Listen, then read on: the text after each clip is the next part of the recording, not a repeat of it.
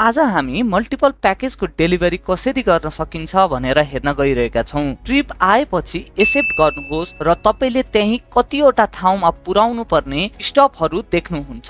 Trip accept गरिसकेपछि सेन्डरलाई call गर्नको लागि यहाँ क्लिक गर्नुहोस् र जानुपर्ने एड्रेसहरू हेर्नको लागि एड्रेसमा क्लिक गर्नुहोस्। तपाईले यही सेन्डर र रिसिभरको डेस्टिनेसन देख्न सक्नुहुन्छ। सेन्डरलाई कन्ट्याक्ट गर्नुहोस् र सेन्डरको लोकेसनमा पुर्याएर अराइभ गरिदिनुहोस्। सामान पिकअप गरिसकेपछि पिकअपलाई स्लाइड गर्नुहोस् र कन्फर्म गर्नुहोस्। दुईवटा प्याकेज भएकोले दुईवटै पार्सल पिकअप गरेर कन्फर्म पिकअप गर्नुपर्ने हुनेछ।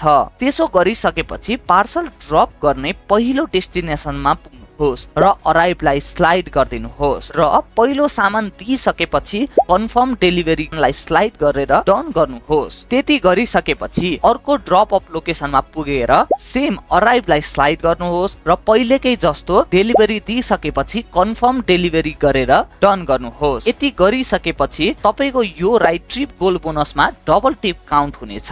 यसरी तपाईले एङ्गो प्रोमा मल्टिपल प्याकेजको डेलिभरी गर्न सक्नुहुन्छ।